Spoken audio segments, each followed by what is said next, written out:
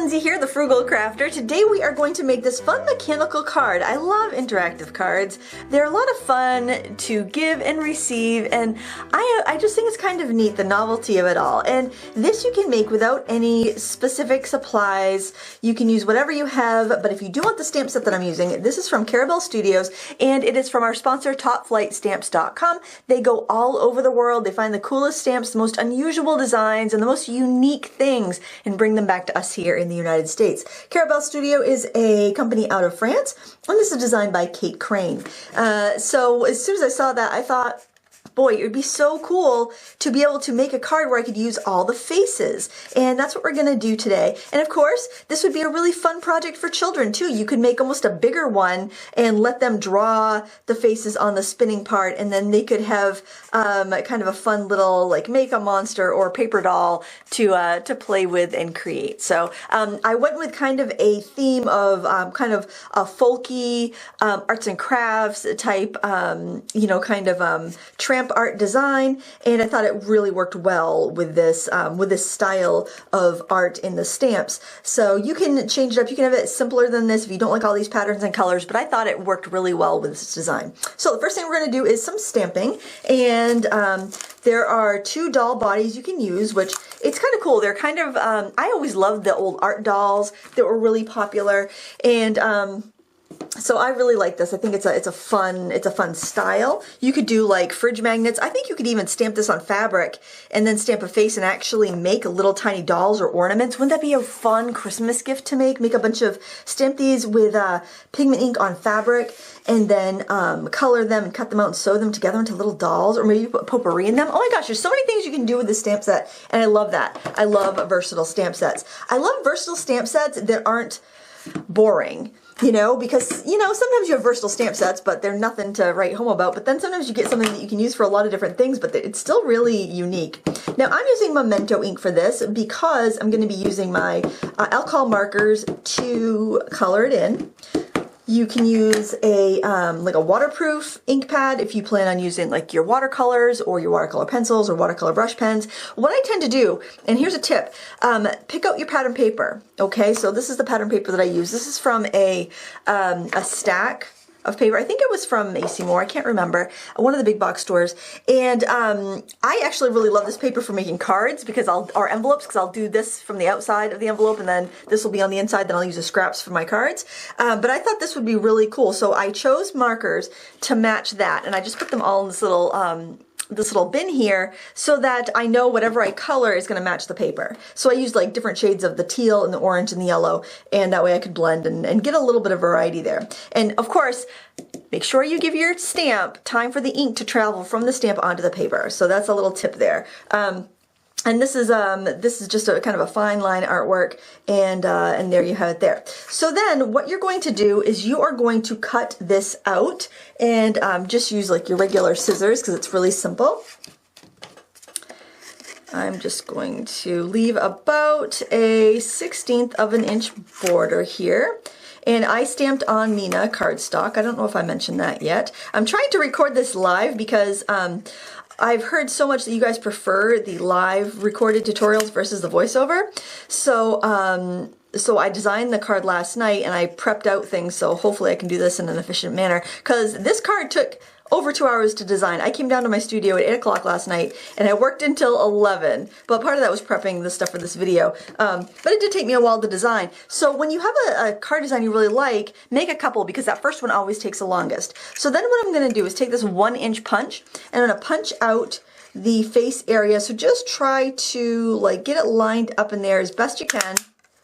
And there you go. So you've got the little face in there. And if it's a little off, it's just going to make it look a little more quirky and charming. Okay, so you also want to stamp this again onto a piece of cardstock because you need to make a template. Now your template needs to have the face punch out a little bit larger, and I'll show you why. So I'm just going to set this aside, and I'm going to show you what I have for a template. So your template's going to be actually in 2 pieces, because you're going to need the wheel part that's going to move, and you're going to need the body. So here you can see I just have them together with a paper brad, And I will keep this template in the packet with the stamp set, so I won't have to make this again. So if you look at this and you look at the piece I just cut out, see how I have a bigger hole in this? That's going to give me room to stamp through. And then this is just a 4-inch circle, and I fold it in half and then in half again to find the center point. So this is my template for the circle. So you're probably thinking, why do you need to do that? Well, I'm going to show you. So let's just grab a piece of cardstock, and I'm just using regular cardstock here. I would use Neenah if you're going to color with markers, as always. And I'm just going to use a circle cutter. Obviously, you can use a die. That will work just as well. This is just a little bit easier for me to show you on camera. I've had these forever. They're so handy. And I'm just going to cut my little circle out. This is 4 inches. Okay. And so I don't want to fold this piece of cardstock to find the center. Okay, because then it's not going to spin right. It's not going to look good. So that's why I take my template and I lay it on top. And then I will set this down on my little spongy mat here that I stamp onto. And I am going to poke a hole right in the center. And that's where the brad's going to go. Okay, actually I want a bigger hole poker here. So it'll give me a room for the brad to move freely. Then I'm going to take the little face template here, and I'm going to line up the one, so my template that I cut out, I stamped the same thing, I punched a bigger hole, I actually used this tool here to cut the circle, and I cut it closely. That way I could line it up on top of my stamped image, and I could poke the hole there. Okay, so when I put this together, well, you'll see. I'll be able to spin the wheel, and then, you know, the little faces will move behind my main face there. Okay, so now we need to stamp our faces onto this wheel to make our interactive mechanism. So what you're gonna do is take your template. I put a big T on mine so I don't mistake it for anything. And I'm gonna put my little paper fastener back through here. I'm using a mini brad. You don't need, and that works really well because the prongs are small, so you don't need to have a big hole, and it's gonna move pretty freely. And I'm going to get out the little face stamp. So when you get this stamp set, all the faces are going to be like together.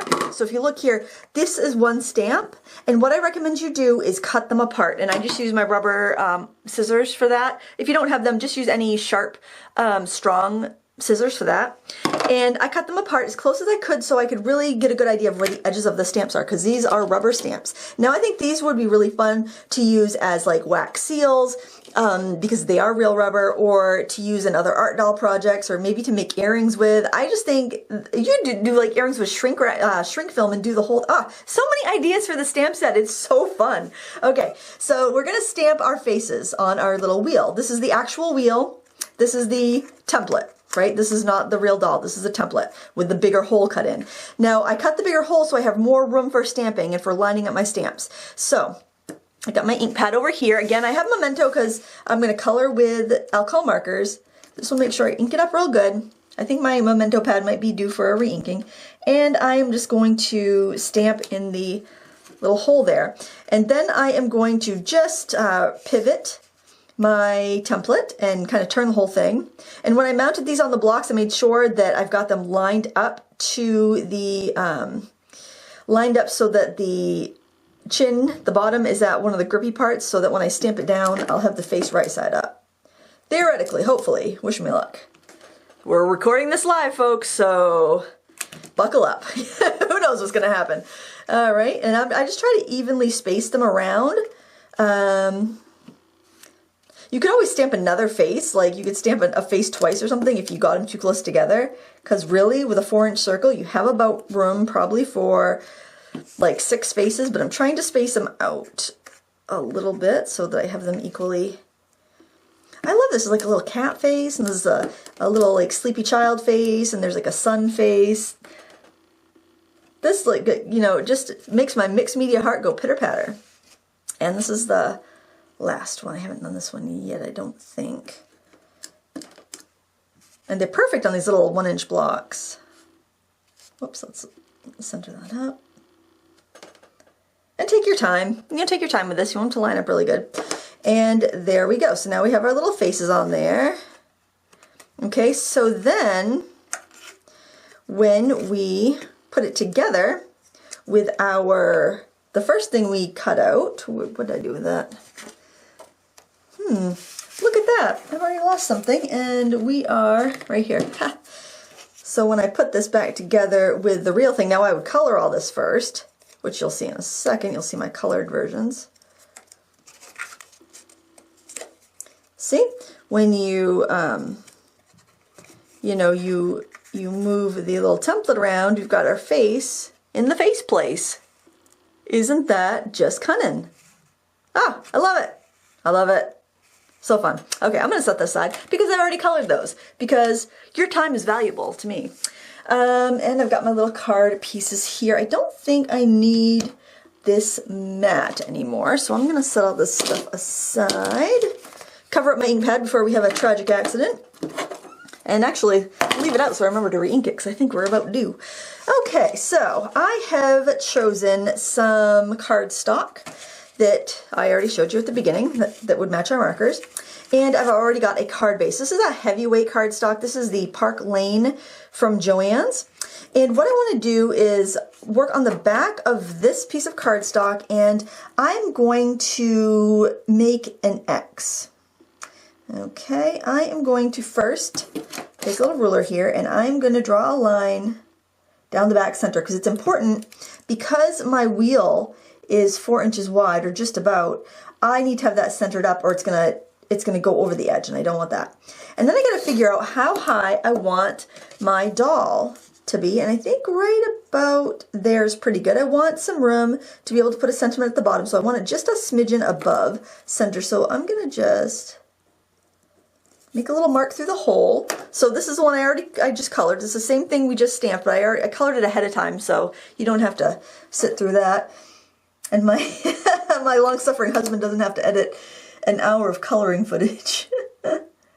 And I'm just going to draw a little line across there so I know where I'm going to want to punch out a notch for the for our little spinny thing. Now mine is a little offsetted. I had changed my mind when I originally did this card. I thought I was going to have this up a little bit more, but then I realized that I had my hole way too high. So, but I had already punched the side, so that's why that is kind of like off center there. That's not exactly how I wanted it to be. Honestly, I think if you had a scalloped circle die, it would be even better, because it would give you a little thing to grip and to help turn your mechanism. So I don't have a scallop circle. Can you believe it? But I didn't. I surprised myself there. So I'm going to dump out my little thing there. I am going to punch right just a little bit. So I don't know if you can see that, but do you see where that line's coming through? So I'm just going to punch a little bit there, about a half circle, I would say. Okay, and then I think I might have actually, you know what? I think I might have done that. Oh shoot, you know what? I think I did that upside down. Ah, you know what? It didn't occur to me the side of the card was folding on. So I am going to really quick cut another piece of this paper. Hang on. Welcome back, friends. I've cut a new piece of paper, 4 inches by 5 1/4, layering piece. So I did not think about things being backwards when you're looking at the back of something. So because I want the tab to be on the opening side of the card, or the right side of the card, when I do this, I've got to punch it on the left side if I'm looking at the back, which I would be if I'm seeing those crosses. So I just went ahead and made a little note there so I wouldn't mess it up. And I'm also going to put an arrow just so I know what side is up. Okay, we're going to punch that again.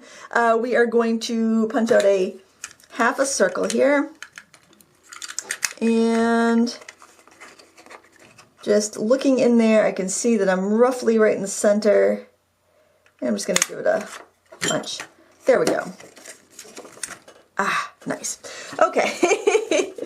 So that's going to layer on like that. And I also need to punch the circle out of the base. So what I'm going to do is just line that up. And I am going to trace my circle, and I'm going to try to punch on that line as closely as I can. This is a pretty thick cardstock, so I want to make sure that I don't want to try to punch through both at once. That's why I didn't like tack them together and punch on it. So I'm just going to I know it's really hard to see. Let me open up the little door. That might be a little bit easier. You can take the doors right off of those punches, so I'm just going to pull it back just till I'm right on that line and punch it away. Look at that. There we go. Okay, so now I also need to poke a hole right on the intersection of that line. Okay, that's another reason we made that part. You can do that over a foam mat, but pattern paper pokes pretty easily. And now we need to assemble things. So here you can see I've already colored my little guys. Now this is alcohol marker, so it bleeds through, but it doesn't matter because this is going to be on the inside. It's going to be sandwiched between this overlay layer and the card base, so I don't have to worry about that. And here is our little body that I've already colored. And this is going to go on top of the, of the layer. Now I need to cut the face out. I need to cut a hole out of the background there. And I want the hole to be slightly bigger. I kind of want it to be bigger like this template here so that it'll be a little easier to line up. So what I'm going to do again is I'm going to flip it over. I'm going to line up my my guy here with a brad. I think maybe I'll use a yellow one because it's kind of right in the yellow section where I poked that hole. And I'm just going to set that in there, and I'm just going to draw a circle. I'm going to open up, at least bend over the brad prong so I can get it in the right spot. This is the back side, so I can draw it really dark. It doesn't matter. I hope this all makes sense. If you have any questions, you can let me know in the comments below. I don't know if I'll do a good job explaining on all this stuff into words. Okay, now I got to put my head right over. I probably haven't even brushed my hair yet, to be honest, so please excuse any weird bad bed head that I may have rocking right now. And I'm going to use this cutter here, this red cutter. That should work pretty well. I think that's the size that I used on this, isn't it? I'm a little nervous now. You know what? I'm going to do a template real quick because I'm afraid that I might have got the wrong size. And I don't want that hole to be bigger than the than what I just measure once, cut twice, right? No, measure twice, cut once. Is that the same size? No, that's bigger. I'm glad I did that. I need, I think, maybe this blue one. So there, that would have been tragic. Let's try this one. Let's see if that's the same size. That looks smaller. Yep, I need the green one. Man, oh man, third time's a charm.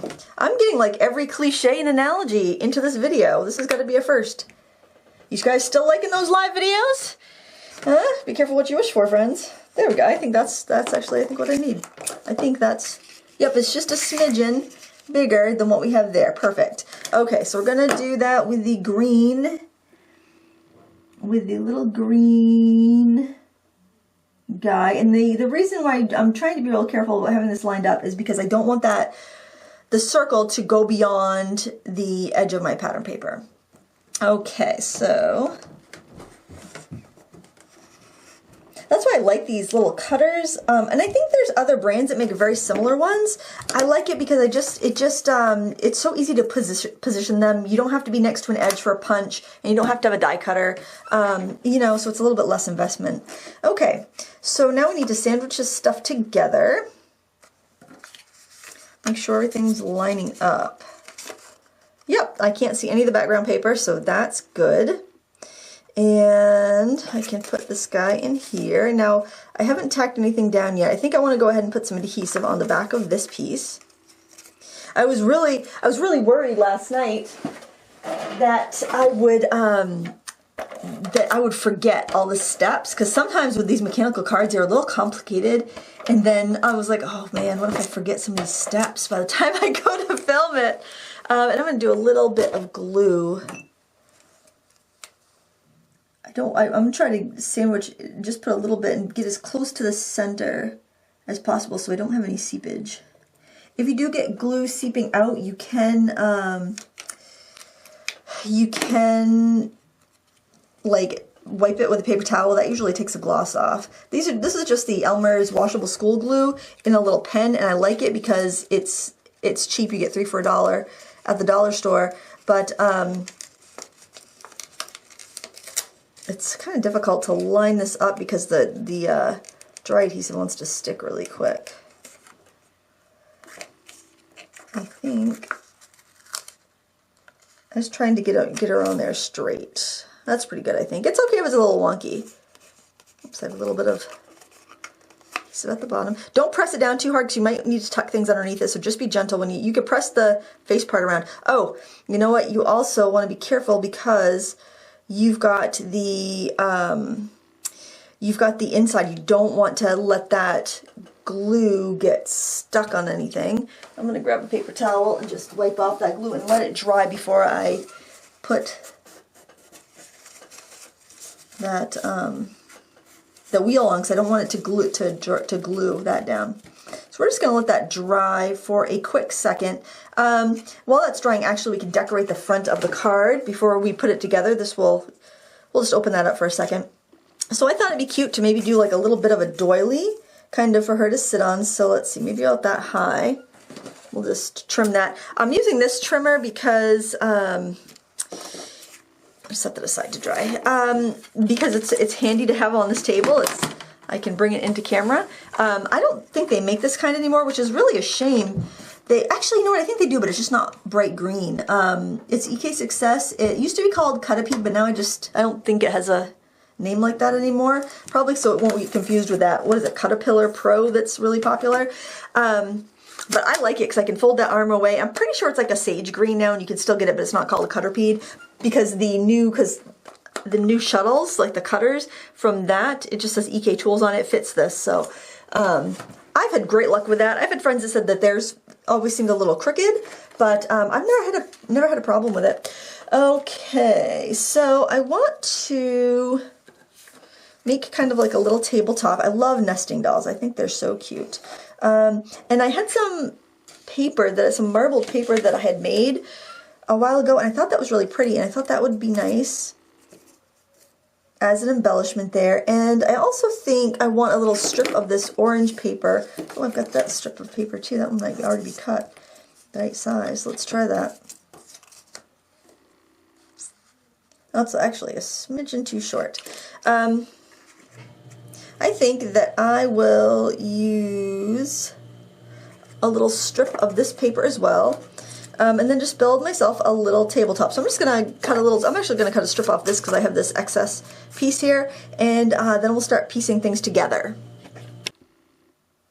Alright, so what I'm going to do is just take this little strip of orange, and I'm going to make kind of the top of the little table area. Now, if you don't like so many patterns, you don't have to do that, obviously. I just am going for that really kind of folksy look. And then I'm going to add ooh, you know what? I got to add my adhesive to the cardstock here because I did some paper marbling and I used this stuff called, I don't know if it's Duralar or something, or Yupo. It's a very like plasticky, it is a plastic paper. It's really kind of cool. It gives you really pretty effects, and I like the texture of it, that slick texture. So I gotta put my adhesive though on the paper underneath, otherwise it won't stick. And then I like to flip it over to do my trimming. That just gives me a really nice edge. And then I'm going to use the wet glue to glue our doily down. And I did pull up the bottom of my little babushka so I can tuck it under there. And I will have this stamp set linked down below along with all the other supplies I used. This is called Build a Babushka, if I didn't tell you the name of the stamp set. I really like the Carabelle stuff. Actually, that black stamping mat I was using is also from them.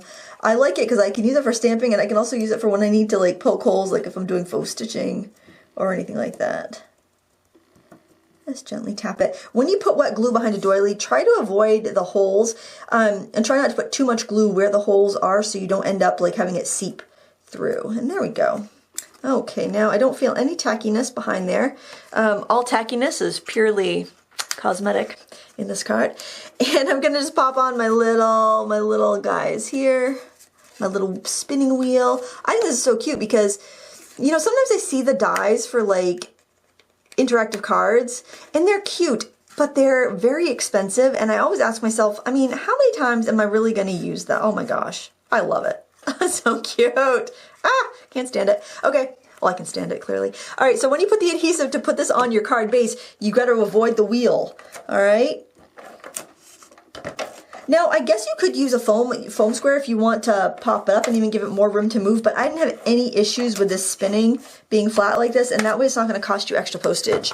So if you are mailing this, that would be something to consider. So I'm just going to line it up so that I've got equal border. I'm going to have to stick my head in there again because I need to look straight down on it to make sure. I really should brush my hair in the morning, regardless if I'm going out. Actually, I probably did. It's just I've walked the dog and had headphones on, and I wear these big monster headphones when I walk the dogs. It's like to drown out traffic noise and stuff. Oh, I love it. Yes, so much better having the wheel where it belongs instead of having it off center because I messed up on my prototype. I like that. Okay, so I want to make a little photo corner, so just for decoration, nothing, you know, the rest of the stuff is just decoration. Again, do it, don't do it, it's up to you.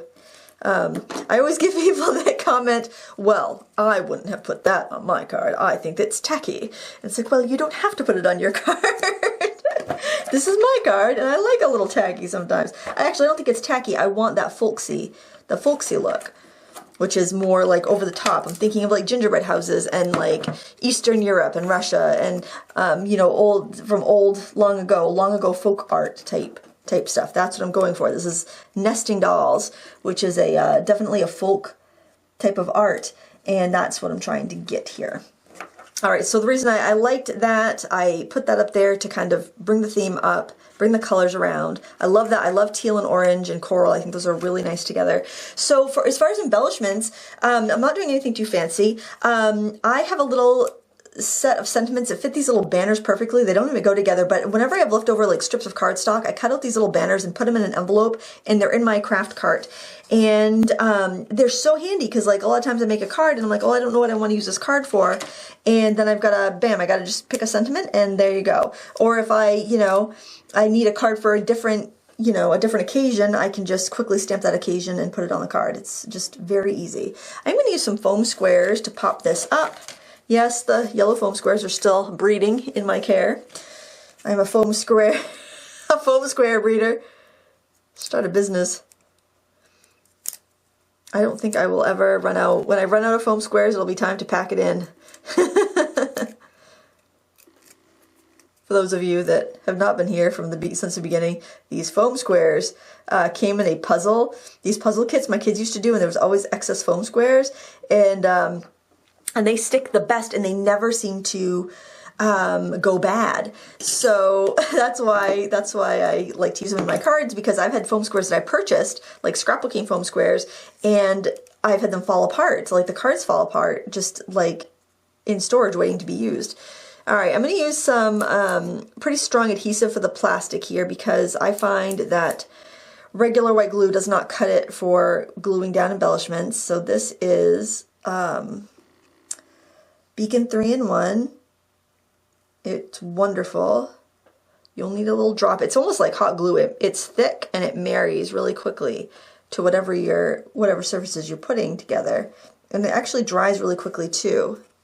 The only downside is that you get like, you almost get too much because when you tip it up and you're done with it, it still wants to push out a little bit of glue. So a lot of times I'll try to like time it so I don't waste the glue. Oh, now it's behaving. Look at that. It's behaving on camera. It always misbehaves for me. This is paper. I could use regular. I could use that little glue pen for that. But I'm really happy with that glue. And I'm just going to do these little die cut hearts. A heart punch is fine. This is great because you can use all those like very classic craft products, classic craft iconry, like buttons, hearts, circles. I mean, we're not using anything here other than the stamp set, which is really unique and fun and has a lot of options. We're really not using anything that you wouldn't have in your stash, because you can choose different paper. You can choose whatever marker colors you like. You can use the papers you like. You can go simpler if you don't like all of the pattern, but I think it's really fun. And it was funny, my daughter came down last night to my studio to say goodnight because I was working late, which is kind of unusual. I usually don't work that late, but we were away celebrating my sister's birthday yesterday. And she's like, I love that. So I thought that was really fun, because getting high praise like that from a teenager always feels good. So there are the cards. I think they're super cute. Just remember also that you can mix your media, so you can mix your brands. So if you've got some alcohol markers from one brand, some from another, they all work well together. As you can see, I've got a bunch of different brands here just based on the colors that I want. So when you're coloring, you know, just keep in mind, you can, if you're using watercolor markers, you can use the kids' Crayolas, you can use your Tombos, you can use Zig real colors. You know, if you're using alcohol markers, you can use Sharpies, you can use Prismacolor, you can use Copics all together. And that just makes your stash a little bit more versatile, so things get used and don't go to waste and don't dry up on you. So there you have it. I hope you enjoyed this this project today. Here's another look at the stamp set. You can find it at topflightstamps.com. They have so many wonderful, unique things. So if you are looking for unusual stamps where you can make cards and other projects that aren't going to look like everybody else's, then give them a look. Awful nice people over there too. Thank you so much for watching. Please give me a thumbs up if you enjoyed this. Let me know what you think about the live narration versus voiceover. Until next time, happy crafting.